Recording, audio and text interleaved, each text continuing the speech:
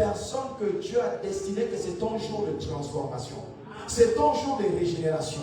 Et le message est destiné à toi. Tu vas l'écouter attentif. Ça va rentrer, ça va bouillonner en toi. Et c'est là où tu prendras des résolutions. Et quand tu prends des résolutions, je dis bien, la résolution, ce n'est pas une décision. Tu prends la résolution de dire maintenant. Parce que le maintenant, c'est qu'on a ras-le-bol. On a ras-le-bol. Le maintenant, ça suffit. Il faut que je règne, c'est qu'on a ras-le-bol d'être dans une situation. Et là, tu dis, je n'en peux plus. J'en ai marre, il faut que je sorte de là. C'est une résolution, ce n'est pas une décision. Parce que la décision va fixer le but. La décision ne l'atteint pas. Ce ne sont pas les gens décidés qui réussissent. Ce sont les gens déterminés. Réussir dans ta vie implique une détermination et non une décision. La prise de ces décisions ne t'amène pas à la réussite. C'est la détermination qui t'amène à la réussite. Alors je recherche Dieu. Je suis déterminé à trouver Dieu. Dieu va changer ton identité. Il va changer ton action. Parce que tu as la recherche continuelle de Dieu. Il va te pousser. Mais parce que tu cherches. Combien de gens cherchent Dieu? Et combien de gens recherchent Dieu? Tu vois la différence entre quelqu'un qui cherche Dieu et quelqu'un qui recherche Dieu.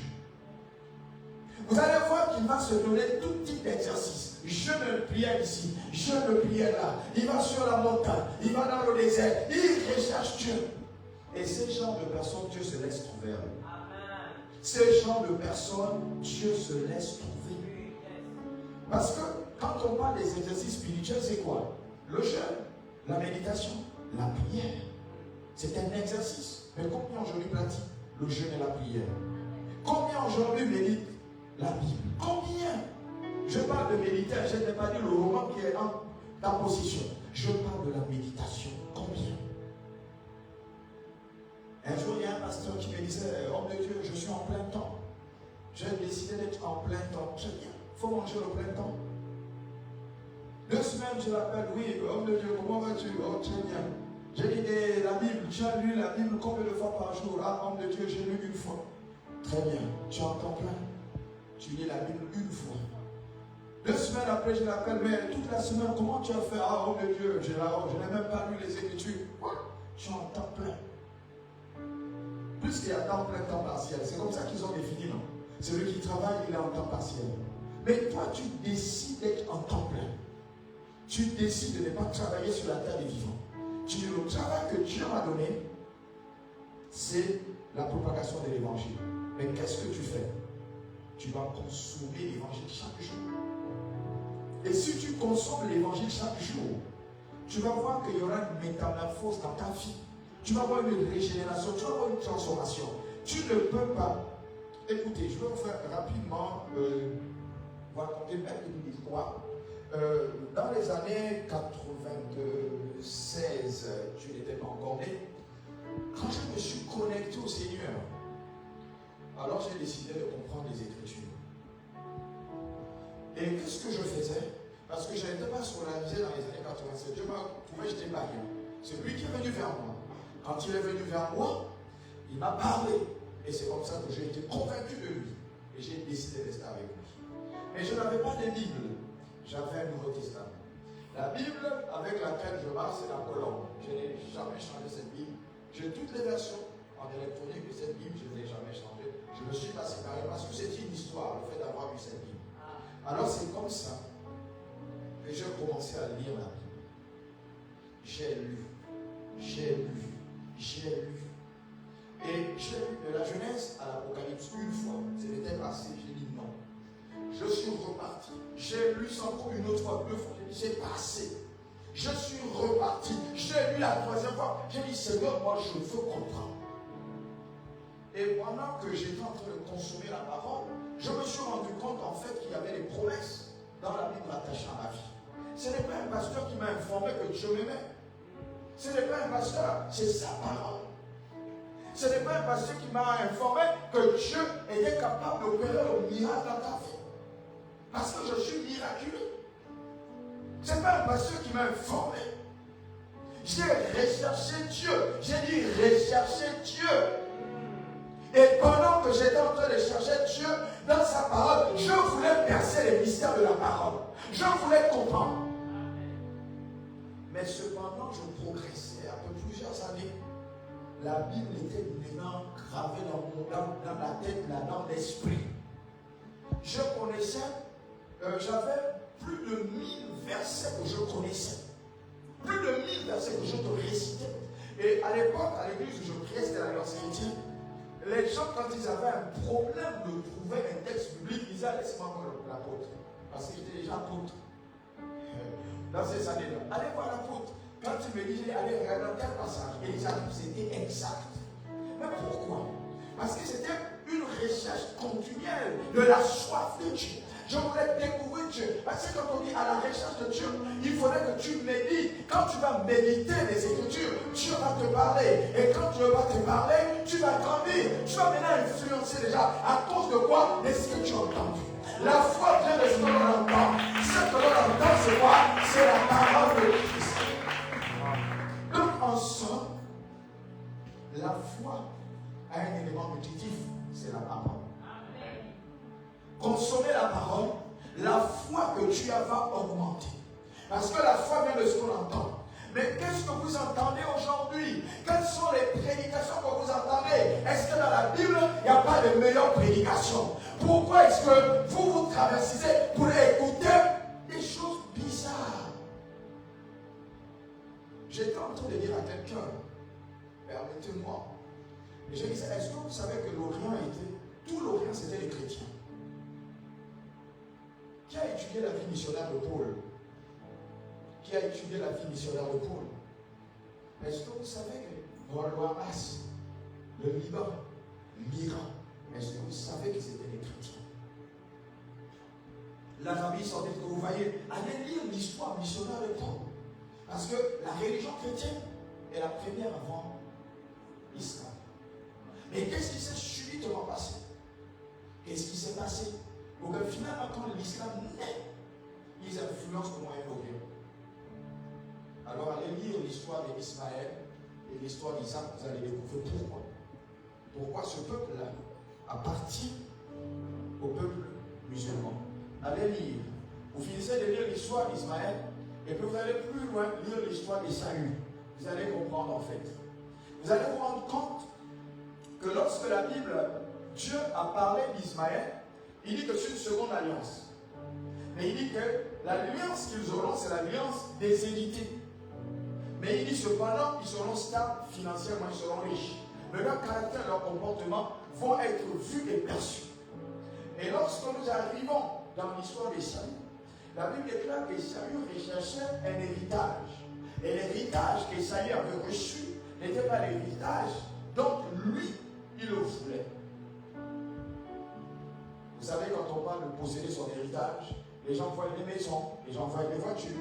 Mais en réalité, le véritable héritage, ce n'est pas la maison, ce n'est pas la voiture, ce n'est pas tant l'argent. Isaac était riche, immensement riche. On a défini la fortune. Isaac, on n'était pas capable de quantifier la fortune d'Isaac parce que la Bible déclare que Dieu l'avait béni et il était fort riche. À moins que je me trompe, mais ce que les Écritures disent, c'est qu'il était fort riche. Mais lorsque vous regardez, lorsqu'on parle d'héritage, la Bible parle que Jacob avait reçu l'héritage divin. L'héritage divin, c'est un héritage. Il a reçu ça et Dieu a parlé à Isaac sur Jacob. Et Jacob était pauvre. Et lorsque Esaü arrive, il dit, donne-moi maintenant mon héritage, ma bénédiction, parce que l'héritage c'était la bénédiction bénéfice, bonne parole relâchée qui ont la capacité d'amener à l'existence ce qu'elle contient. C'est ce qu'on appelle relâcher la bénédiction. Et lui, quand il relâche l'imprécation. Mais celui sur qui on relâche l'imprécation, plus tard, il devient multimillionnaire. Sa fortune est estimée au quadruple de la fortune de Jacob. Si vous lisez bien cette histoire, et vous allez voir que là-dedans, on dit que Esaü est allé prendre un descendant, une descendante d'Ismaël. Et c'est lui qui les a peuplés jusqu'à aujourd'hui. Alléluia. Amen. Alléluia. Amen. Donc il faut comprendre cette histoire. Ce n'est pas fortuite. Ce n'est pas fortuite. Vous savez, dans la vie, il est important d'avoir les problèmes avec les hommes et pas d'avoir des problèmes avec Dieu. En ce qui me concerne, je préfère avoir des problèmes avec l'homme, pas avec Dieu. Si j'ai des problèmes avec l'homme, Dieu peut me secourir. Mais si j'ai des problèmes avec Dieu, qui pourra me secourir? Personne. 2 Chroniques, au chapitre 15, du verset 1 jusqu'au verset 2. Une introduction assez longue, mais pertinente. Alors, 2 Chroniques, rapidement nous allons lire, et puis nous allons rentrer dans les moments tant attendus. 2 Chroniques 15, de 1 à 2. L'Esprit de Dieu fut sur Azaria, fils d'Obed. Le verset 2. Et Azaria allait au-devant d'Asa et lui dit, écoutez-moi, Asa et tout Juda et Benjamin. L'Éternel est avec vous quand vous êtes avec lui. Alléluia. C'est inquiétant, hein? Ça fait peur. Chers jeunes, regardez ce que la Bible dit au travers d'Asa. Il dit que Dieu est avec vous quand vous êtes avec lui. Il dit Dieu est avec vous quand vous êtes avec lui. Ça veut dire quoi? Qu'est-ce que ça veut dire? Que quand vous êtes avec Dieu, il est avec vous.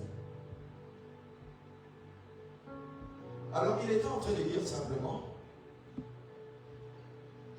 le fait de dire que quand vous êtes avec Dieu, ça voudrait dire que vous lui donnez la prépondérance, la primauté. Vous lui donnez la possibilité d'agir en lieu et place de vous.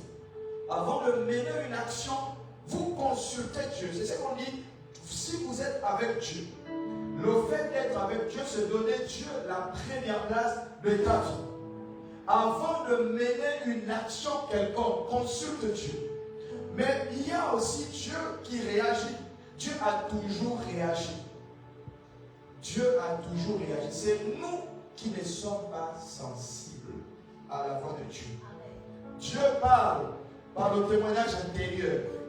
Dieu parle par des signes. Dieu te donne un signe qui définit la réponse à ta question. Et quand Dieu répond, il t'atteste que oui, je veux que tu parles. Vous savez, je raconte souvent un témoignage, je fais un témoignage ici, d'un homme, il disait qu'il voulait manger avec Jésus. Il dit, je veux manger avec Jésus.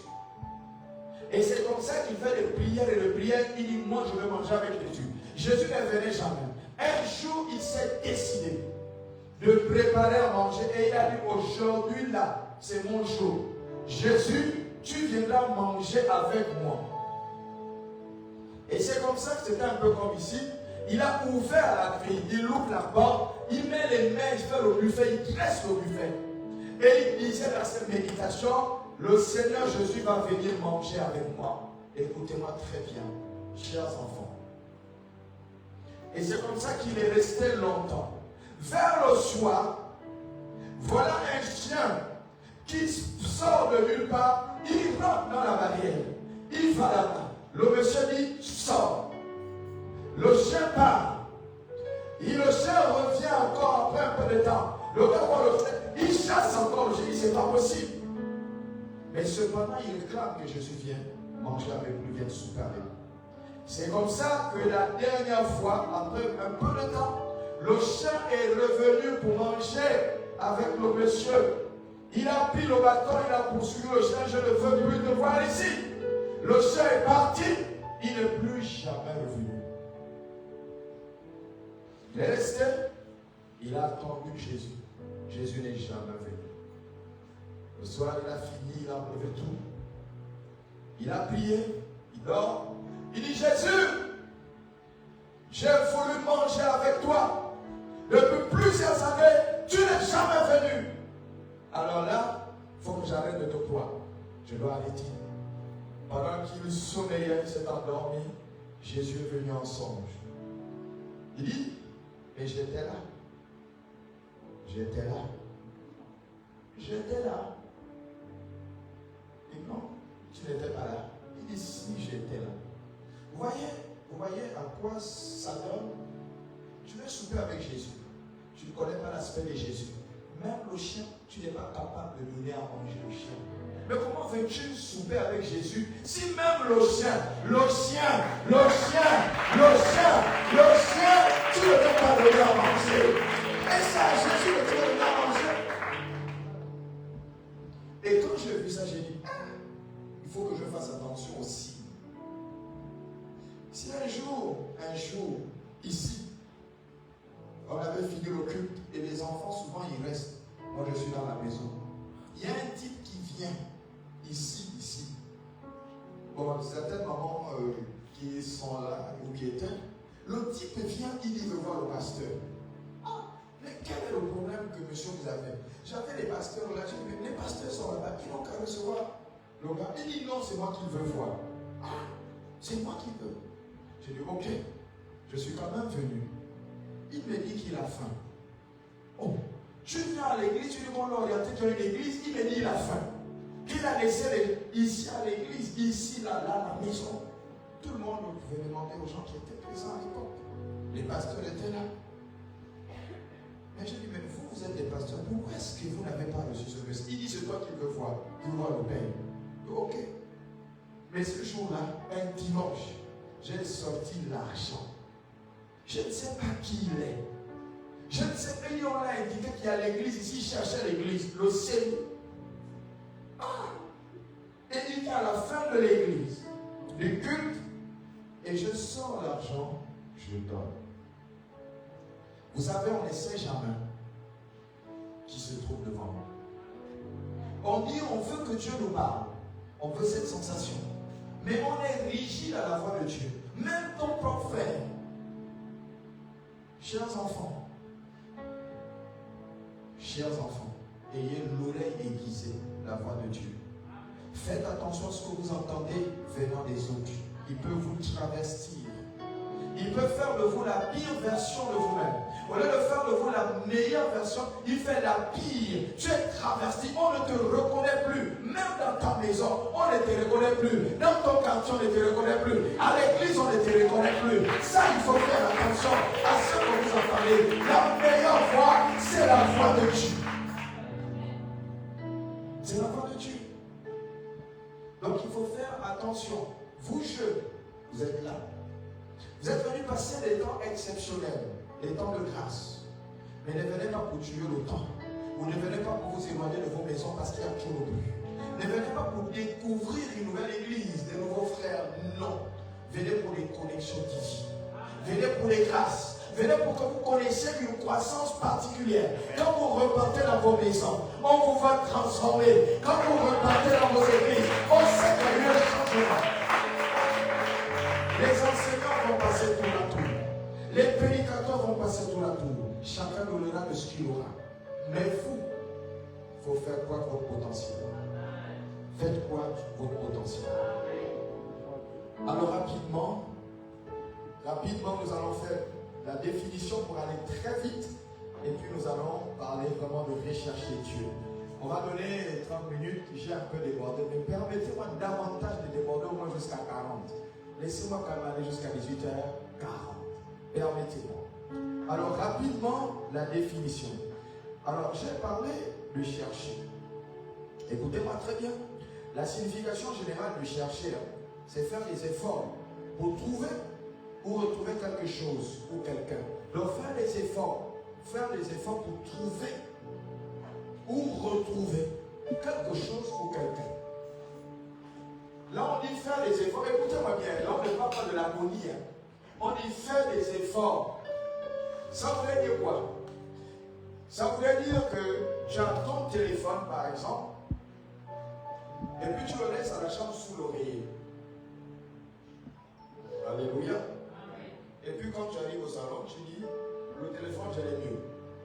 Tu recherches le téléphone. Tu cherches le téléphone.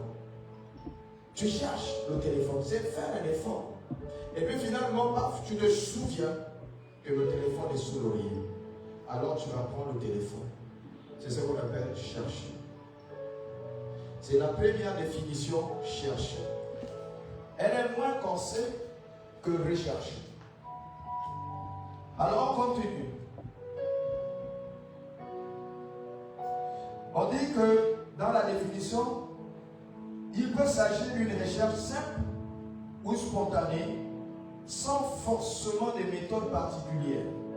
Donc, comme j'étais en train de l'expliquer, tu as oublié le téléphone sous l'oreiller, et puis quand tu arrives à l'extérieur dans la chambre, tu viens au salon, et puis tu te souviens que tu avais le téléphone et tu le cherches. Ça, c'est simple.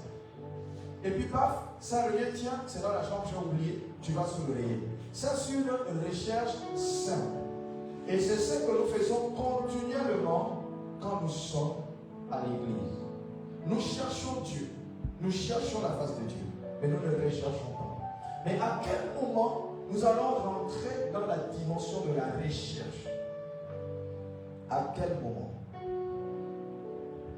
Alors nous allons parler de rechercher. Alors rechercher implique une démarche plus intensive et méthodique pour trouver quelque chose ou quelqu'un. Vous voyez, là cette fois-ci on dit méthodique. Parce que la chose est réellement perdue. Maintenant il faut la retrouver. Nous avons par exemple, quand un véhicule vous le volez, vous l'avez perdu. On le voit, il est perdu. Maintenant vous voulez retrouver ce véhicule. On va faire ce qu'on appelle la recherche. On va aller dans les commissariats. On va aller partout pour faire la déclaration de la perte de ton véhicule ou du vol de ton véhicule. Là maintenant, on rentre dans la recherche minutieuse. C'est de ce dont on appelle rechercher. Et comme je le disais en préambule, que en fait, chercher Dieu, c'est quand tu es dans l'église, tu appartiens au Seigneur et tu recherches la face, tu cherches la face de Dieu. Maintenant, quand on parle de rechercher, ça vous a dit que Dieu, tu l'as réellement perdu. Et là, la stratégie devient beaucoup plus différente et compliquée pour retrouver ce Dieu. Et c'est pourquoi il a dit, vous me chercherez de tout votre cœur. Là, ça implique maintenant beaucoup de choses. Alléluia. Est-ce qu'on comprend les définitions rapidement? Est-ce qu'on comprend? Est-ce qu'on comprend? Donc, il peut s'agir de rechercher avec soin, de rechercher de manière approfondie. Et quand on parle d'approfondie, on peut parler des scientifiques. Quand ils recherchent de manière approfondie, ils veulent trouver une molécule pour guérir une pathologie. Donc, ils font maintenant ce qu'on appelle des recherches minutieuses. Là, ils recherchent. Il faut trouver la solution pour la guérison. Il faut qu'on retrouve la molécule pour guérir la personne. Et c'est pourquoi vous voyez les gens, pas ici, ailleurs, ils passent des nuits blanches pour chercher une molécule, une forme. Ils associent plusieurs molécules pour en trouver une pour guérir une pathologie. Quand nous avons eu l'histoire de Covid, c'était compliqué. Les plus grands médecins se sont associés dans les sites de recherche pour trouver la pathologie pour guérir Covid. Et c'est ce qu'on appelle la recherche minutieuse. Donc vous voyez que quand on parle de rechercher Dieu et chercher Dieu, ça amène à dire que dans l'église, nous cherchons Dieu. Et dès qu'on commet l'impair, on est un peu loin de Dieu, on rentre maintenant dans la recherche de Dieu en petit français. Tous les enfants qui sont irrespectueux dans leur maison, tous les enfants qui sont rebelles à l'ordre de leurs parents, ils ne sont pas dans la classe de chercher, ils sont dans la classe de rechercher. Tous ceux qui sont à l'église, qui sont des membres du conseil, dès qu'ils tombent dans la séparation avec Dieu, il ne cherche plus Dieu, il recherche maintenant Dieu. Il faut une nouvelle connexion. Donc la recherche constante de Dieu va être différente de chercher Dieu. Donc ça devient beaucoup plus complexe, ça devient beaucoup plus dur. Quand tu as perdu Dieu, pour retrouver Dieu, ça fait des exercices compliqués. Et c'est pourquoi on parle de rechercher Dieu. Alors je vais vous expliquer de manière concise comment ça se passe. Alors je m'arrête à cette deuxième définition et je vais vous parler les moyens mis à notre disposition pour rechercher Dieu. Alors je vais parler des moyens. Ce que j'avais mis en grand terme, quels sont les moyens mis à notre disposition pour rechercher Dieu? Là maintenant, on va nommer sage, la recherche de Dieu. Quels sont les moyens? Écoutez-moi bien. Que tu sois tribishop, bishop, évêque, archevêque, les moyens qui sont mis à la disposition de l'homme, que nous sommes, malgré tes titres de notre flanc, ce sont des moyens utiles pour que nous soyons à nouveau en harmonie avec Dieu, que nous soyons en résonance avec Dieu. Alors, le premier moyen, rapidement, le premier moyen, c'est la vie d'intimité avec Dieu. La vie d'intimité avec Dieu. Et dans la vie d'intimité avec Dieu, je vais parler de la sanctification. Quand quelqu'un est intime avec God, c'est qu'il vit la sanctification. Mais il ne se limite pas qu'avec la sanctification, il faut la purification. Quelle est la différence qui existe entre sanctification et purification? Quelle est la différence qui existe entre sanctification et purification? Micro. Donnez le micro. On va participer. Nous sommes dans le camp. J'ai encore 30 minutes. Quelle est la différence, jeune, qui existe entre la vie de sanctification et la purification? On parle de purification lorsqu'on est lavé au travers du sang de l'agneau. Mais on parle de sanctification lorsqu'on est mis à part pour l'œuvre de Dieu. Alléluia. Alors on va acclamer pour nous. On va acclamer.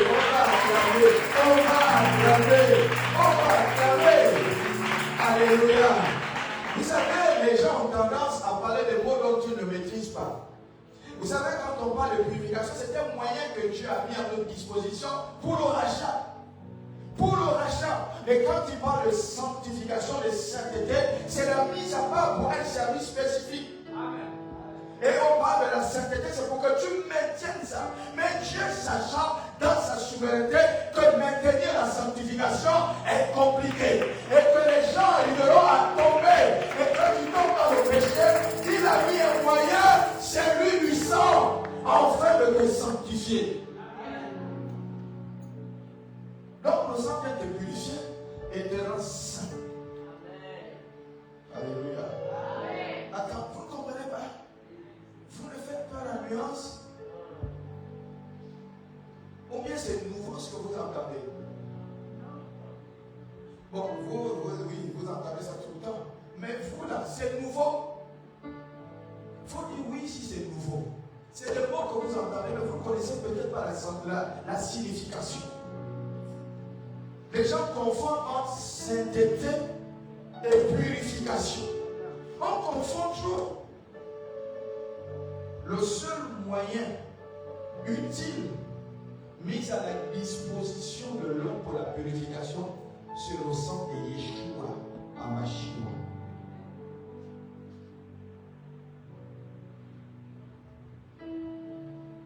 Est-ce qu'on comprend? Est-ce qu'on comprend?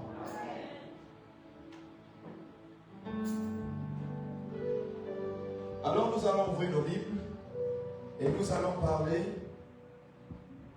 de ces choses. sont les moyens mis à notre disposition pour rechercher Dieu. Voilà comment faire pour rechercher Dieu? Premièrement, la vie d'intimité avec Dieu. Il faut être intime. Il faut être en résonance avec Dieu. Et pour être en résonance avec Dieu, il faut marcher dans la sanctification. La Bible déclare dans le livre d'Hébreux, au chapitre 12, au verset 14, recherchez la paix avec tous. Et quand on dit rechercher la paix avec tous, on parle d'harmonie. On parle d'harmonie. Mais si Dieu parle de rechercher la paix, si Dieu parle de rechercher la paix, quand on parle de paix, ça nous fait allusion à quoi? Oui, donnez le micro, il a levé la main. Quand on parle de paix, ça fait allusion à quoi?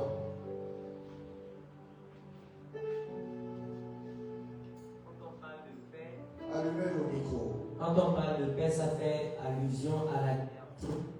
À la Liberté. La liberté. Est-ce que quelqu'un d'autre a un élément? Oui, Maryse. Attends, donc ici, là, on ne parle pas. Vous êtes les pères et les mères, vous ne parlez pas. Et vous, quand on parle de paix,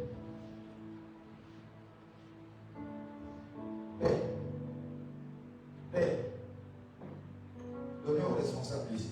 Donnez le micro aux responsables. On est à l'église, hein?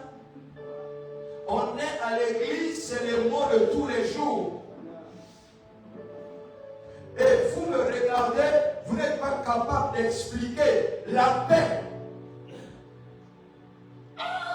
Seigneur Jésus.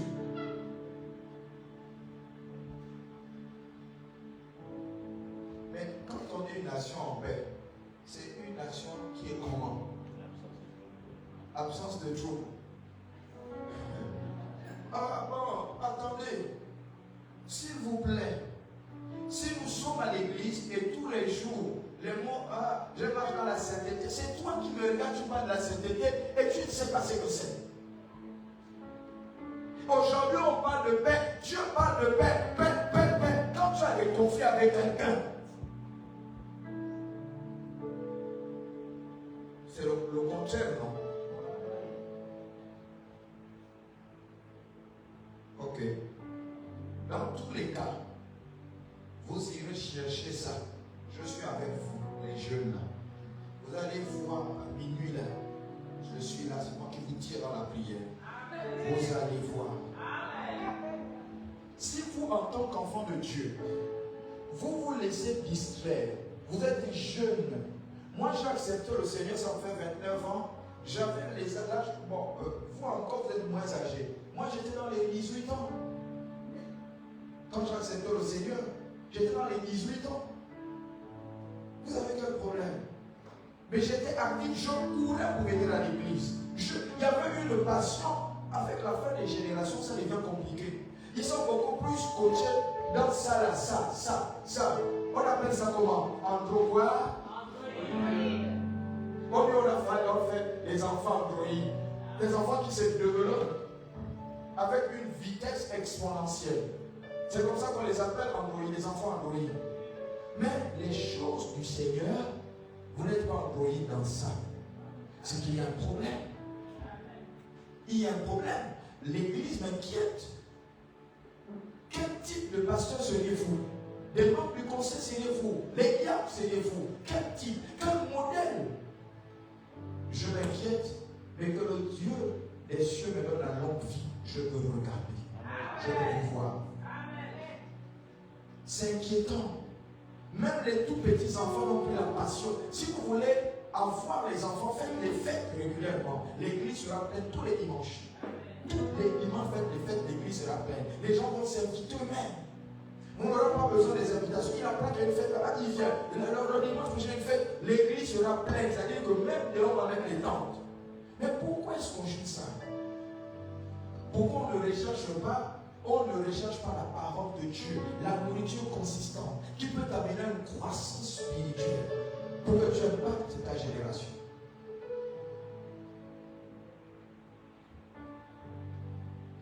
La paix dont il parle, il ne la limite pas. Il dit avec tous. Et comme je pouvais vous dire, quand il dit tout, quand Jésus-Christ a dit tout pouvoir, tout, ça voulait dire qu'il a globalisé tout ce qui existait comme pouvoir et puissance. Il dit tout. Et là, on dit avec tous. Donc ne pensez pas que la paix se limite qu'avec les gens de l'église. Après, à l'église, on doit s'en amener à papa, au moins son Dieu là-bas le vrai dira que oui, je suis pieux. Ou je suis pieux. Non. Mais avec les autres dehors, tu es en paix. Ça fera la différence. On saura que là tu es chrétien. Vous savez, on a tendance à dire, oui, la Bible dit en Matthieu tel. Si on te jette sur la trottoir, présente aussi la gauche. Vous n'avez rien compris de ce passage biblique. Et rien compris du contexte. En réalité, moi j'ai vu ma fille là. Un jour on l'avait giflé. Demain par là, tu peux même plier comme ça. Oh, je passe sur ma fille. Oh, donc toi tu te bats. Oh, la main gifle. Je dis, ah bon? Tu plies maintenant, on va se bagarrer. Tu dis ça à l'autre. Mais tu es chrétien. Mais quelle est la différence que tu fais entre le païen et le chrétien? Quelle est la différence? C'est de laisser passer et de continuer à avancer. Non, papa, nous on n'est pas de ma poule. Oh, non, c'est parce que je suis chrétien que je suis ma poule, il faut que je réagisse. Ah bon? Réagir, je te bats. Madame, je te mets la boxe. Ma fille, elle se reconnaît. Ma fille, elle plie. Elle plie les joues comme ça, elle plie. Non. Ma fille. Mais heureusement, ce que je passe. C'est sûr qu'il y a beaucoup là, dans leurs établissements là, à l'université, au lycée, qui font ça. C'est-à-dire qu'aucune identité chrétienne. Or, tu vis le ciel sur la terre, donc tu as une identité qui te poursuit. En réalité, on n'est pas chrétien qu'au Gabon. Moi, mon ministère me poursuit. Si je suis aux États-Unis, je suis apôtre. Je suis au Canada, je suis apôtre. Je suis au Ghana, je suis apôtre. Je vous avais fait une histoire, je vous avais raconté une histoire. Mes enfants, ils étaient combien? 10 ou combien ils ont eu bac sur la Libreville. Mes enfants ici, il y en a qui se retrouvent incapables d'ouvrir le CENI là-bas, à Libreville. Incapables. On appelle ça l'extension du ministère. Tu as pu ouvrir le CENI à Libreville. Tu as pu ouvrir le CENI à Libreville. Tu as pu ouvrir le CENI à Libreville. Pourtant, ce sont des missionnaires. Là où vous partez, l'église s'installe. Ta présence change l'atmosphère. Je dis ça à ma fille. Ta présence change l'atmosphère. Ton onction quitte les règles. On va prier. Tu commences à prier. Les gens sont écoutés. Les gens de la prière. Au départ, quand tu vas faire des prières fortes, ils vont te comprendre que tu pries trop. Mais il faut les amener avec la subtilité. Ma fille chante, elle commence un chant. Après elle prie. Une personne dit, tu chantes tellement bien, ça en fait plaisir, je vais prier avec toi. Voilà comment elle a déjà attiré une personne. La recherche de Dieu, il faut faire attention. C'est la paix avec tous. La paix avec tous. Il dit la paix avec tous. Il dit la paix avec tous et la sanctification sans laquelle personne ne verra Dieu. Voyez, il dit rechercher. Et là, on parle de la constante. Rechercher la sanctification. On a dit c'est mis à part. On dit rechercher être mis à part. Si vous êtes mis à part, il n'y aura point de péché en vous. Le fait qu'il n'y ait point de péché, vous êtes en harmonie avec Dieu, en résonance avec Dieu. Vous êtes en communion avec Dieu. C'est ça, la recherche de Dieu. Vous êtes obligé de revenir sur les fondamentaux de la sanctification. Vous devez être mis à part. Mais si tu es maintenant impur, il faut maintenant rentrer dans la dimension de la purification. On en parlera. Quand quelqu'un reconnaît qu'il a péché, il reconnaît. Il fait quoi? Il abandonne. Mais tu ne peux pas reconnaître et ne pas abandonner. La persévérance dans un péché est diabolique. Si tu persévères dans un péché, ça devient diabolique. Parce que même Dieu n'aura pas la capacité de te pardonner. Parce que tu es dans la persévérance de ça. Avant de dire laisse, tu es dedans. Laisse, tu es dedans. Toi-même, tu viens à l'hôtel, tu parles, aide-moi, tu es dedans. Tu viens, aide. Dieu même ne te regarde plus. Il ne peut plus rien faire. Donc, vous voyez que les éléments de rechercher Dieu sont très capitaux. Très, très capitaux.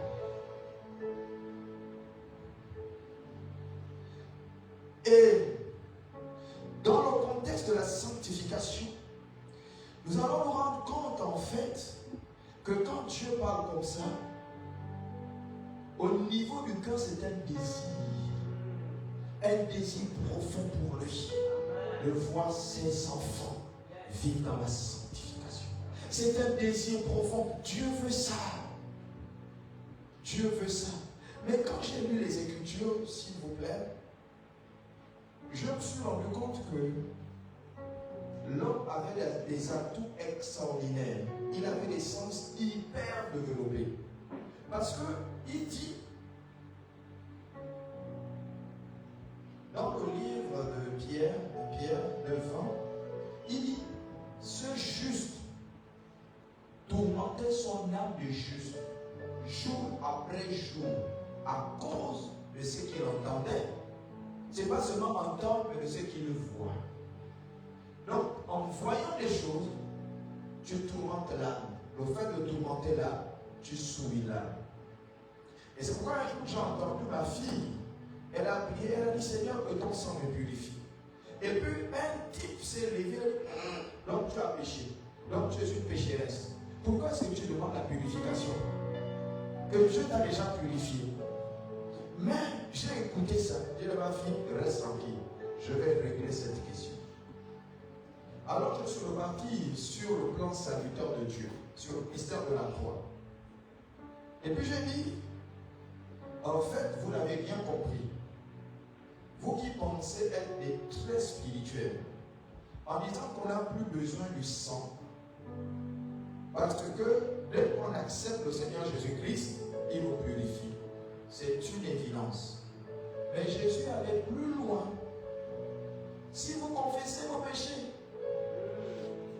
il dit si vous confessez vos péchés, pourquoi il parle de la confession? Parce qu'il sait que l'homme a tendance à repartir à ce qu'il avait vomi. Et quand il repart à ce qu'il avait vomi, il peut se inviter. Mais il faudrait que je donne l'opportunité à l'homme de revenir en me recherchant, en mettant un moyen qu'on appelle le moyen de la purification. Pourquoi est-ce que les gens ne croient pas au moyen de la repentance et de la purification? Pourquoi on a tendance à dire que dès que tu es déjà dans le Seigneur, tu es purifié? Qui a dit ça? Qui l'a dit? Mais lui-même, il a dit, c'est juste. Il dit juste, il faut aller lire. Il dit ce juste tourmentait son âme, jour après jour, parce qu'il était au milieu des païens. Et là, il parle de qui? Quand il parle de ça, il parle de qui? Il parle de qui quand il parle de ça?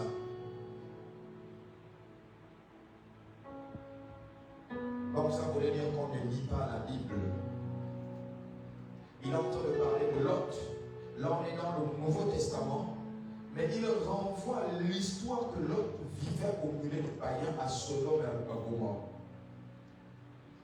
C'est pourquoi il dit, à cause de ce qu'il voyait, il souillait son âme. Et ce qu'il entendait, il voyait des choses abominables. Jusqu'au point où ils ont dit, nous là, nous on ne veut pas avoir des femmes, des filles là. Nous on veut des hommes. Parce que c'était la sodomie.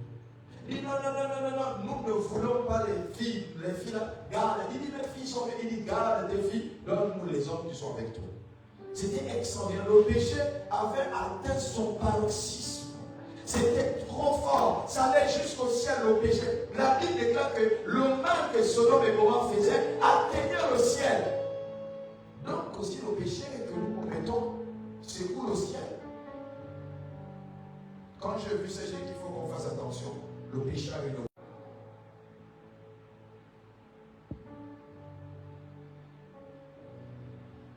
J'ai peur. Le christianisme me fait peur. C'est l'une des religions qui me fait beaucoup peur. Parce qu'on ne sait jamais à quel moment on peut tomber. Il y a trop de facilité. On est sur un brin. Les gens jouent. Bon, moi, je vois quelqu'un qui joue. Tu es sur un fil. Tu veux jouer avec le Seigneur. Facilement, tu tombes. Facilement. Même ceux qu'on a appelés grands hommes de Dieu dans la Bible, ce sont les femmes qui les ont fait succomber. L'autre, c'est la richesse et la gloire. Et vous blaguez. Le gouffre est tout plein. Tu es à l'église, c'est parce que tu vas à l'église où tu es sauvé. Mais la vie que tu mènes, ce n'est pas une vie de sanctification. La vie que tu mènes n'est pas une vie de sanctification. Il faut faire très attention. La sanctification nous permet d'être en harmonie avec Dieu. D'être en résonance avec Dieu. Si tu n'es pas sanctifié, tu ne peux pas être en résonance avec Dieu. 1 Thessaloniciens chapitre 4, verset 7. Car Dieu ne nous a pas appelés à l'impureté, mais à la sanctification. Alors, voici ce que Dieu est en train de me dire. Ça vient dans mon esprit. Il dit, Dieu ne nous a pas appelés à l'impureté, mais à la quoi? La sanctification. Alors Dieu est en train de me montrer, pendant que je suis en train de parler de ça, que la sanctification, c'est un état de régénération d'esprit. Si tu ne te régénères pas, parce qu'ils disent en ça, il faut se régénérer, se remémorer des pensées positives afin de demeurer dans l'état de sanctification. Une régénération. Et quand Dieu est en train de me parler comme ça, je vois un peuple sans tache et sans ride et rien de semblable. Je vois une jeunesse sans tache et sans ride et rien de semblable. Je vois la grâce de Dieu sur la jeunesse. Je vois Dieu en train de vous élever. Je vois des bénédictions et des grâces être rattachées à vos vies. Ce que Dieu est en train de dire, cela arrivera. Dieu le confesse maintenant. La sanctification. Donc la recherche de Dieu implique la sanctification. L'harmonie avec Dieu, mais également il faut se purifier. Quand nous commettons un impair, nous revenons à lui. Alors je veux survoler, je vais aller rapidement au deuxième point. Le deuxième point, permettez-moi de survoler pour qu'on ne déborde pas. Le deuxième point, c'est la méditation de sa parole. La recherche, donc les moyens mis à notre disposition pour rechercher Dieu. Et il y a cet élément premier que je vous ai cité. L'harmonie avec Dieu, la sanctification et la purification. Deuxième élément important à la recherche de Dieu pour demeurer dans sa présence, c'est la méditation de sa parole. Alors, je suis allé ouvrir le livre de Josué, 1:8. Je vais d'abord commencer à comprendre le principe de la création de la terre. Et dans le principe de la création de la terre, je me suis rendu compte que la parole était prépondérante dans le monde. Je me suis dit, si la parole a créé le monde, c'est qu'elle a une puissance et qu'elle peut amener les choses en manifestation. Donc, il ne faut pas négliger la parole. Et quand je suis revenu voir les éléments importants que Dieu a révélés à Josué, il dit à Josué que ce livre, il dit, des principes établis par Dieu ne s'éloignent pas de ta bouche. Quand j'ai entendu ça, j'ai lu ça avec, si je lis 10 fois, ça fait 29 ans que je suis dedans. J'ai lu ça plus de 150 fois. Et même quand on pêche ici, ça ressort toujours. Mais la manière dont Dieu m'a parlé de ça encore pendant que je méditais sur le thème qu'on m'a donné, le sous-thème, je me suis rendu compte que Dieu n'en a pas fini avec nous. Il n'a pas fini de parler avec nous. Il n'a pas fini de nous révéler des choses. Il n'a pas fini de nous donner le mystère de sa parole. Il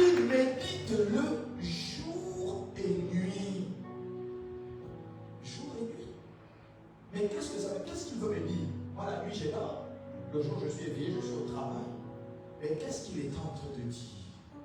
Il est en train simplement de dire que pendant que tu pleures, médite.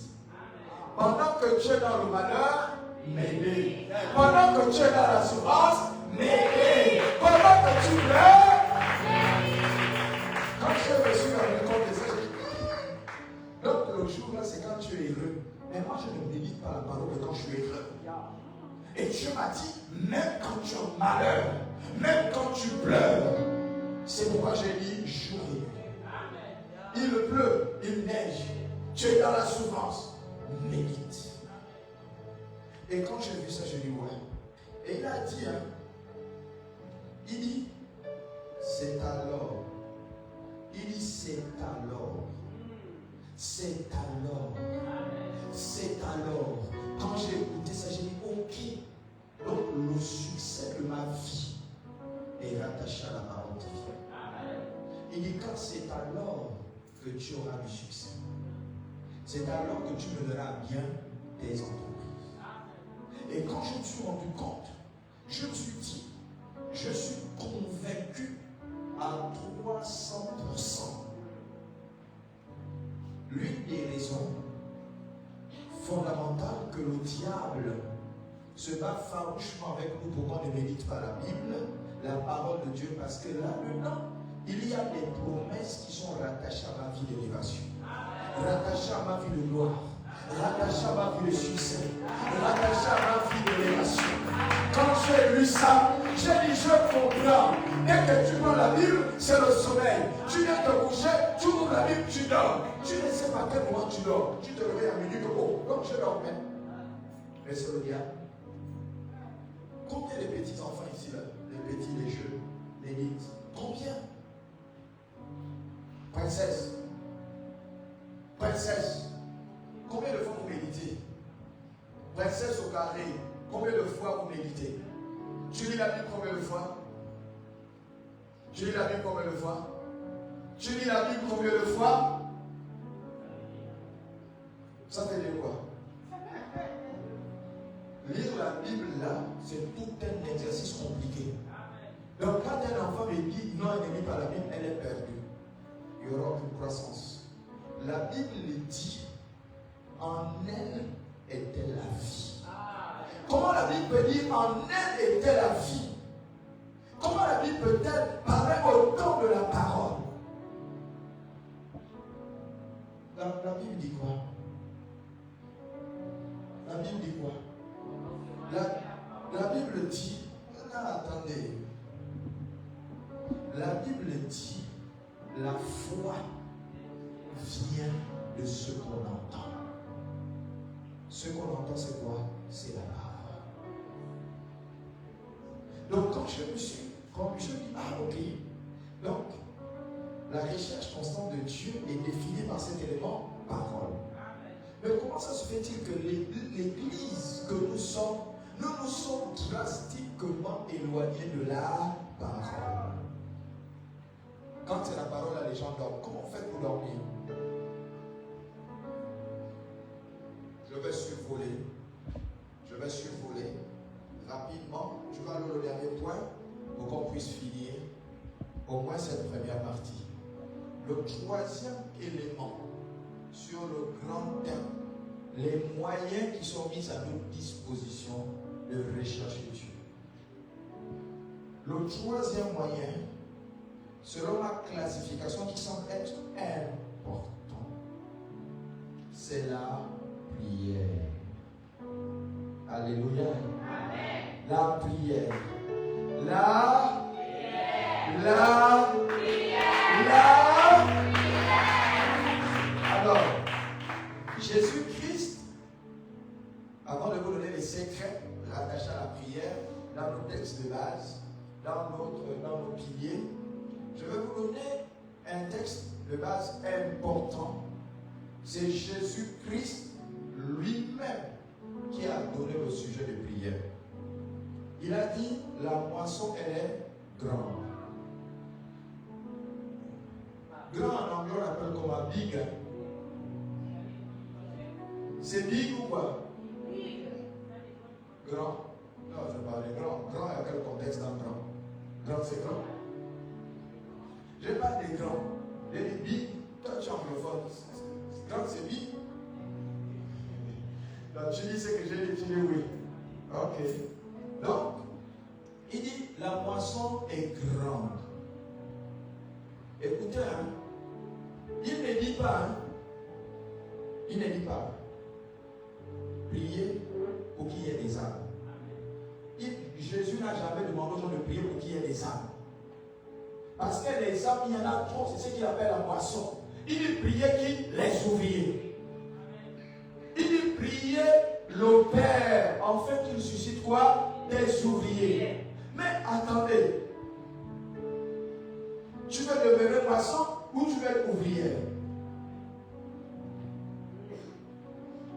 Tu veux demeurer moisson ou tu veux être ouvrière? Mais Dieu dit, je vous donne un sujet de prière. Priez le Père parce qu'il est le Père de la moisson, afin qu'il suscite des ouvriers. Donc il met à votre disposition la prière. La prière, c'est une des armes qui détruit le monde des ténèbres. Elle déstabilise le monde de la sorcellerie. Elle déstabilise le monde satanique. La prière est notre arme. Donc on en a besoin. Même si tu te sers de la prière de silence, c'est une prière. Parce qu'on a tendance à penser que la prière de silence n'a aucune efficacité.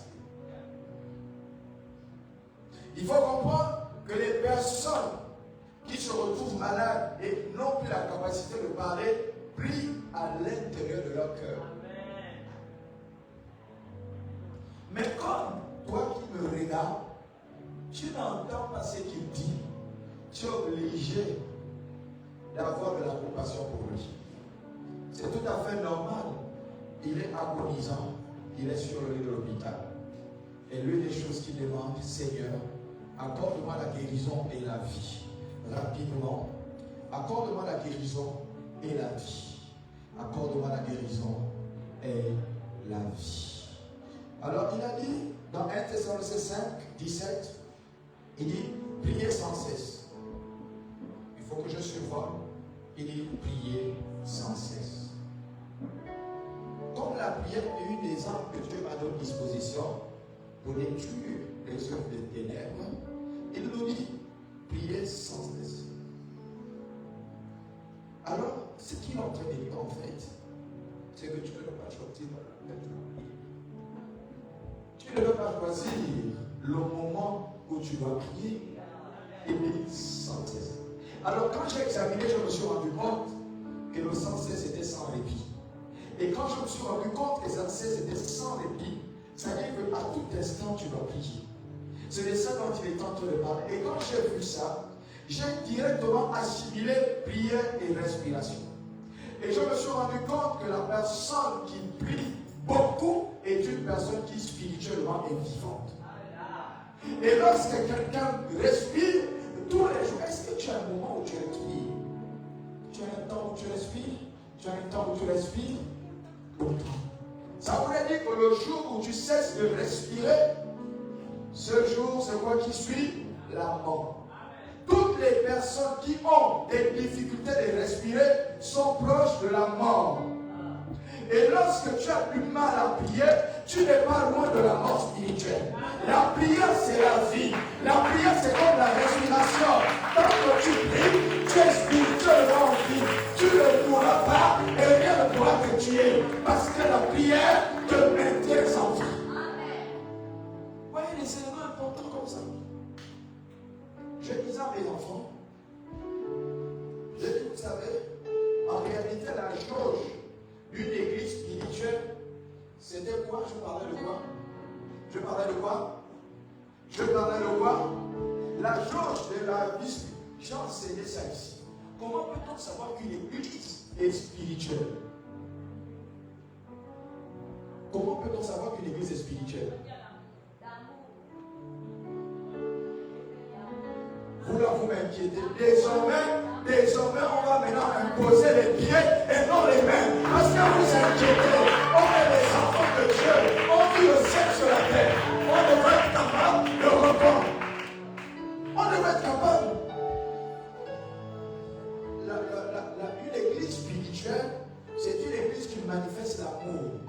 c'est le premier signe indicateur d'une vie spirituelle. C'est pourquoi la Bible déclare que tout était commun, il n'y avait pas d'indigent. Ton argent là, c'est pas pour toi. Tu lâches pourquoi? Il y a un peu là, je ne veux pas. Tu lâches pourquoi? Alors le pasteur va manger. Est-ce qu'il a pour le droit? Il faut s'aimer. Il faut s'aimer. C'est là la définition de l'amour. Moi j'aime cet homme. J'aime cet homme. Je le définis. Mon amour, s'il m'appelle, j'ai réagi. Ah, c'est mon fils, il m'appelle, il a un problème. Je réagis. Ça définit l'amour. Est-ce que c'est quand je veux de l'argent? Non. L'amour est défini par ma présence dans sa vie. S'il a une difficulté, je suis là. Et c'est pourquoi on dit que l'amour, c'est la chose spirituelle de l'Église. Mais après, je leur ai dit, maintenant, il y aura une conséquence, c'est la prière. Et vous allez voir que vous allez beaucoup prier. Quand les gens vont passer, ils disent que l'église, c'est une église spirituelle, parce qu'ils prient beaucoup. C'est parce qu'ils ne connaissent pas. Ils savent que la prière, c'est une arme. Ça déstabilise le monde des ténèbres. Mais ce n'est pas ça la chose d'une église spirituelle. C'est l'amour. L'amour sans intérêt. L'amour sans hypocrisie. C'est ce qu'on appelle la jauge. Même quand tu viens s'aimer, tu sors de ton argent, tu vas donner avec une danse. Que bon, lui, il est heureux d'aller donner ses familles. Pourquoi il est heureux? Parce qu'il dit, ça va aider quelqu'un. L'œuvre va avancer. Ce dont on aura besoin, on va ajouter. L'amour. L'amour. Alléluia. Amen. Vous devez apprendre à être des jeunes de prière. Au sortir de ces 3 jours, vous allez relever le niveau spirituel de vos différentes assemblées. Amen. Vous allez relever, j'ai dit bien ceux qui sont là, le rythme que je veux vous amener. Tu es venu grosse, tu ne pas maigre. Amen. Ne pensez pas que vous êtes venu grossir ici. Vous êtes venu prier, vous êtes à la montagne. À la montagne, on cherche Dieu. À la montagne, on cherche l'élévation. Tu vas prier. Tu vas prier. Après le sommeil, il est 4 heures. Je dis, lève-toi, on va prier. Dieu t'appelle. Alors pour finir, on va prendre. Il y a un passage biblique que j'aime beaucoup. Il a plein de profondeur. Et ça fait partie des piliers du ciel. Matthieu, au chapitre 26, le verset 41. Écoutez bien et allez dire ça à ceux qui se connectent à vous. Ce que Matthieu 26, le verset 41 dit. J'ai eu cette révélation. Ça fait en moyenne 10 ans quand Dieu m'a révélé ce passage biblique. Donc quand il dit tu en fais un pilier, c'est parce que j'ai compris en réalité que la prière était importante pour un chrétien. La Bible dit veillez et priez. Il dit veillez et priez. Pourquoi il insiste sur veiller et prier? La veille dont on vous parle, écoutez-moi bien. Quand on dit veiller et prier, là, la veille dont il est question, ce n'est pas que vous passez de nuit et de nuit dans la prière. Non. Il est fait ok. Il est toujours attentif et vigilant. À chaque situation, tu pries. Tu vois quelque chose d'anormal, au lieu de prier, non. Tu acclames, tu dis viens. La prière va changer la situation. La prière va renverser la situation. Quand quelque chose se présente, ça semble être anormal. Quand tu comprends ça, allez, tu repars et tu pries. Un jour, dans cette nation, il y avait un pasteur que beaucoup de gens connaissent. Quand il venait à l'église, il venait avec un journal que l'on appelle l'Union. Il est sur la chair, il met l'Union, il parle de l'actualité. Est-ce que vous avez vu le crash? Comme je parlais dimanche du crash, les gens qui sont morts. Donc, à chaque fois, il arrive, il dit, est-ce que vous avez suivi l'actualité? La jeune fille là qui s'est transformée en hibou, vous avez vu à la chair. Mais attends, c'est quoi l'affaire là? Et tout le temps, ça exaspérait les gens. Et puis, un petit groupe de chrétiens qui étaient à l'intercession et à la délivrance se sont rassemblés et ils se sont rendus compte qu'il y a quelque chose qui n'allait pas dans la vie de leur pasteur. Que pourquoi chaque fois, il vient avec le journal. Et c'est comme ça qu'ils sont rentrés dans un travail spirituel. Ils ont commencé à prier pour l'homme de Dieu. Le dimanche arrivé, l'homme de Dieu vient avec son journal. Les gars ne se découragent pas. Et ils continuent à prier. L'autre dimanche, il vient avec son journal. 2 mois, il continue à prier. Il ne se décourage pas. L'homme de Dieu vient avec son journal. Le 6e mois, l'homme de Dieu arrive à l'église sans journal. Il s'en va pas le journal. Il a la Bible. Il commence à monter sur la chair. Il ouvre sa Bible. Il est en train de prêcher la prière qu'il a faite, la prédication qu'il était en train de faire. Il y avait tellement une option dans la salle. C'était alléluia, amen. Et c'est comme ça, les intercesseurs, c'est ce que vous regardez, ils savaient où venait l'option à cause de la prière. La prière a changé la vie du pasteur. La prière a transformé l'homme de Dieu. La prière a mené l'homme de Dieu à voir l'option. Combien de gens prient pour leur pasteur? Il n'a plus l'option. Mais prie pour lui. C'est anormal. Qu'il vient, il monte sur la chair. Et là, il parle. Après, il vient au clash. Non, frère. Parle-moi de Dieu. Que voici ce que Dieu est capable de faire. Voici ce que Dieu a la capacité de changer. Parle-moi de ça. Mais si tu ne veux pas le clash, je dis c'est anormal. Alors, dans Matthieu 26, 41, Jésus est en train de dire, veillez à prier, parce que la chair est faible. Et quand il parle de la faiblesse de la chair, il dit, mais cependant, il y a l'esprit derrière qui est disposé. Alors, il est en train de transmettre un message important. Écrivez ça aujourd'hui. Souvenez-vous de ça partout où vous allez. Ce que je vais vous lire ce soir pour clore ce message, parce que dans quelques minutes, il sera 19h. Alors, ce que Jésus est en train d'expliquer, en disant que lorsque la chair soumet l'esprit à ses sensations, parce que la Bible déclare que l'esprit a des désirs contraires de la chair, et la chair a des désirs contraires à l'esprit. Donc, entre l'esprit et la chair, il y a une lutte. Mais cependant, il y a l'âme qui est au milieu. Écoutez-moi bien. Il y a l'âme qui est au milieu. Quand il y a la guerre entre esprit et corps, que devient l'âme? Que fait l'âme? Alors Jésus-Christ est en train de leur dire qu'un homme spirituel, un homme qui veut connaître l'élévation, doit amener, ça doit être l'inverse, doit amener l'esprit à soumettre la chair. Mais comment faire pour que l'esprit puisse soumettre la chair?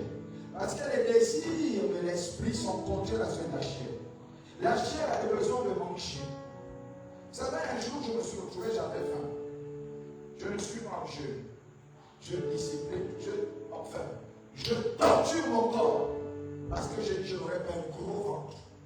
Je ne veux pas être lourd. Je mange une fois par jour. Et un jour, je me suis retrouvé, j'ai faim. Je ne suis pas en jeûne. Je ne fais pas le travail de jeûne. Parce que le travail de jeûne, c'est une préparation spirituelle et émotionnelle. Donc, je n'étais pas préparé à faire le jeûne. Mais cependant, je prends ma tasse de lait. C'est le repas le plus important. Mais il se retrouve que j'ai faim. J'ai dit, aujourd'hui, c'était mardi. Je ne peux pas manger. Mardi, c'est le jour du combat spirituel. Le lundi, c'était mon jour sabbatique. Tous les lundis, je ne mangeais pas. C'était ma journée consacrée à Dieu. Je ne mange pas, je parle avec Dieu. Mais ce jour, je me retrouve, j'ai faim. J'ai dit, ok, il n'y a pas de problème. Je me suis levé du bureau, je me suis déplacé. Je suis allé quelque part. J'ai dit à la faim, la sensation de la faim. Tout de suite, arrête, tu parles. Tout de suite, il a arrêté, il est parti. Je suis reparti au bureau. Je n'avais plus faim. Pourquoi? Parce que la chair réclamait. Mais l'esprit a pris de l'ascendance.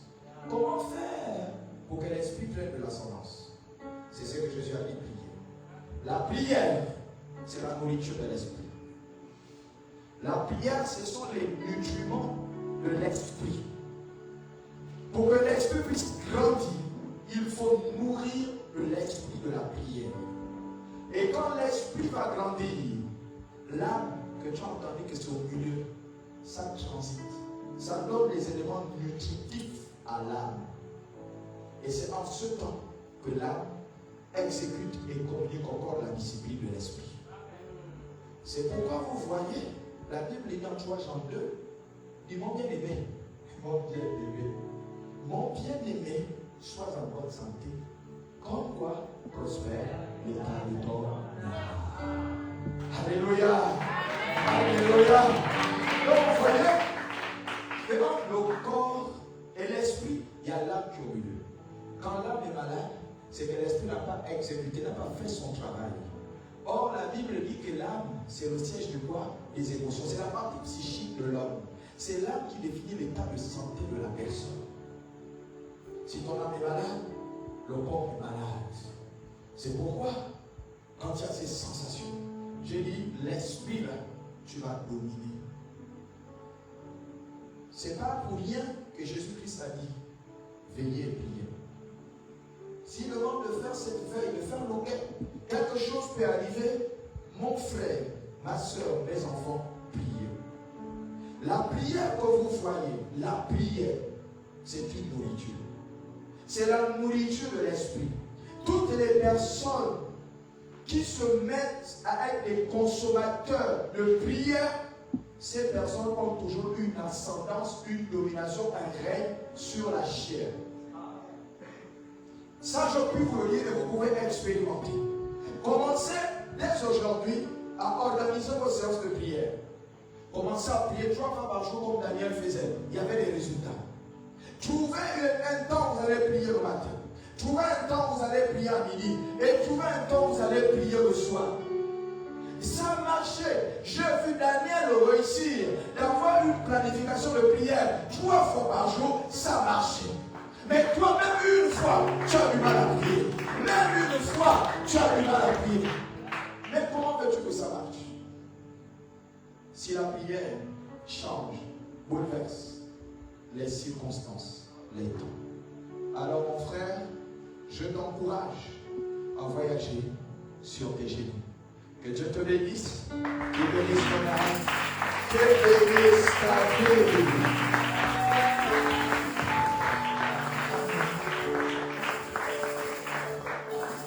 Alléluia. Alléluia. Est-ce que je peux encore acclamer pour moi?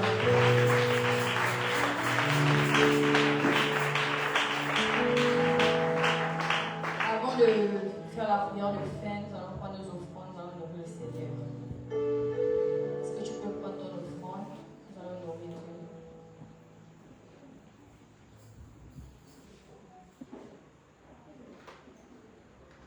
Je vais laisser la soeur Daniela qui va prier pour les offrandes. Amen. Est-ce qu'on peut se lever avec son offrande?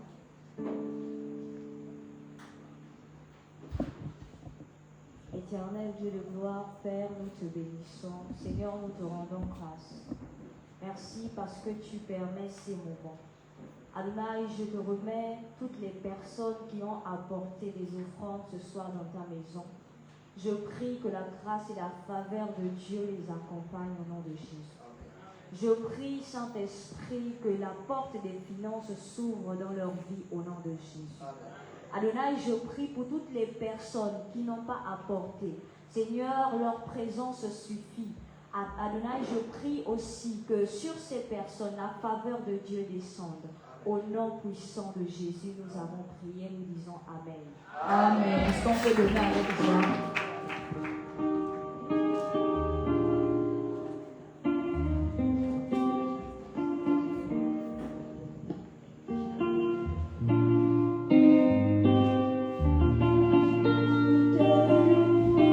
Tu es Dieu,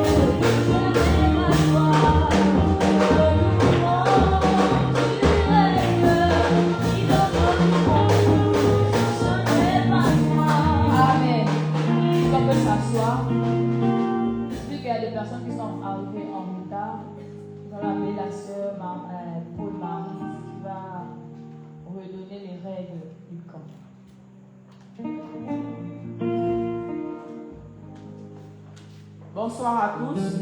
Nous souhaitons à nouveau la bienvenue à ceux qui nous prennent en chemin. Rappel des règles pour le camp national des jeunes. Le camp est l'espace sur lequel les campeurs résident, à savoir l'église ainsi que leur environnement. C'est aussi l'endroit où réside la présence de Dieu et des saintes entités spirituelles. Ce camp doit être à l'image de Dieu, saint, sans tache ni ride. Le camp n'est pas un endroit où l'on vient pour manger, s'amuser et flirter. C'est un endroit où l'on vient avec le cœur assoiffé afin de découvrir la personne de Jésus-Christ. Et pour cela, il y a des règles qui doivent être respectées et appliquées par tous les campeurs, à savoir: toute personne qui ne se soumettra pas aux règles établies sera bannie du camp ou sanctionnée selon la gravité des faits. Tout manque de respect ou indiscipline entre les campeurs ou envers les différents responsables du camp sera sanctionné selon la gravité des faits. Interdiction de sortir du camp pendant la période de l'événement. Interdiction formelle de flirter, draguer ou même de suyer le camp dans toutes les formes qui puissent exister. Interdiction d'attroupement ayant pour fondement des discussions vaines dans le camp. Interdiction de manipuler les téléphones pendant la période du camp. Tous les téléphones doivent être en mode silencieux ou en mode avion pendant les prédications et les temps de prière. Les campeurs doivent être déconnectés de tous les réseaux sociaux pendant le camp. L'heure d'entrée dans les dortoirs pour dormir doit être respectée par les campeurs. Les campeurs devront être bien vêtus pendant la période de l'événement. Tous les campeurs devront être propres les matins avant d'aller à l'église et le soir avant de dormir. Les campeurs ne doivent pas dépasser l'espace qui leur a été donné dans les dortoirs. Les commandants et les responsables de la sécurité, commandant de la jeunesse, c'est Marie. Responsable de la sécurité, nous avons le frère Christ, le frère Dan et dehors. Doivent orienter et accompagner toute personne qui voudra se rendre au petit coin. Les commandants veilleront à la propriété des espaces sanitaires extérieurs et intérieurs ainsi qu'à la sainteté du camp. La gestion des toilettes pour la nuit se fera par le commandant de la jeunesse, Maria, en cas de besoin au milieu de la nuit, voire les commandants. Les douches extérieures sont mises à la disposition uniquement des campeurs. Veuillez, on va enlever, parce que quand on dit veuillez là, on se dira que c'est pour les autres. Veillant à la propriété du site. Ça veut dire que après le repas, on doit nettoyer ce qu'on nous aura donné pour manger, pour boire. Le matin, lorsqu'on se réveille, on doit nettoyer l'endroit qui nous a été octroyé pour dormir. Une pharmacie est mise à la disposition des campeurs en cas de maladie pendant le camp. Il est recommandé à tous les campeurs présentant certains problèmes de santé tels que l'asthme, l'anémie ou d'autres maladies de bien vouloir le signaler aux responsables. Seuls les campeurs auront droit aux 3 repas de la journée, à savoir le petit déjeuner qui aura lieu entre 6h et 7h, le déjeuner à 12h30 et le dîner à 19h30. Le superviseur a le droit de faire des visites pendant le camp. Organisation des temps de prière. Première phase, de minuit à minuit 30. Deuxième phase, de 4h à 4h30. Au-delà de toutes ces règles, nous devons tous sans exception nous laisser conduire par le Saint-Esprit, en tout temps et en toutes choses. Le commandant de la jeunesse et du camp, Mariam Tisha. Amen.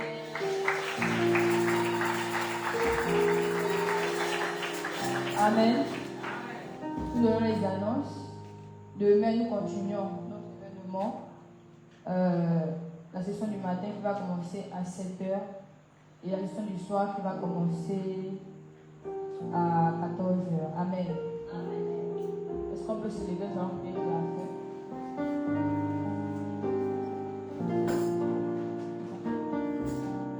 Nous allons appeler papa qui va prier pour la fin.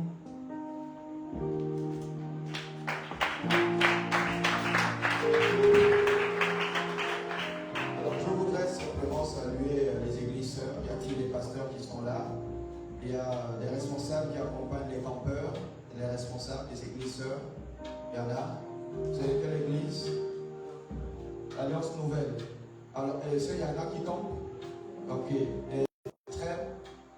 Et derrière, trêve également. Trêve. Il y a une autre église, il n'y a pas un responsable. Il n'y a pas un responsable à trompette d'espoir. Il n'y a pas un responsable. Elle est partie. Ok, nous voulons vous saluer dans le beau et précieux nom de Jésus-Christ. On peut acclamer le Seigneur.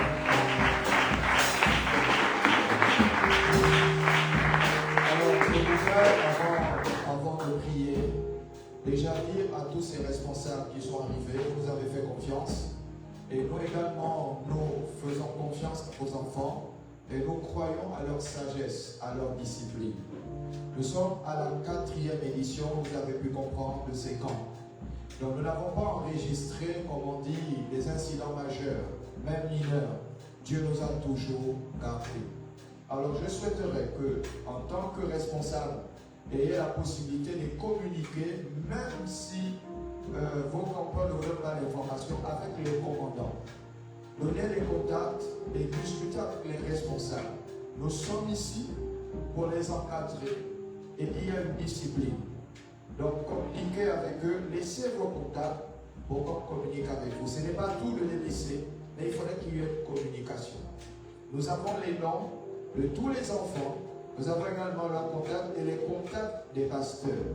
Donc s'il vous plaît, continuez durant ces 3 jours cette communication. Ne laissez pas votre enfant et vous parler, vous dites, ils sont simplement dans les bonnes mains. Effectivement, ils sont dans les bonnes mains, mais il faudrait que vous ayez des informations. Il y a la discipline. Si un enfant est banni, c'est qu'il a été indiscipliné.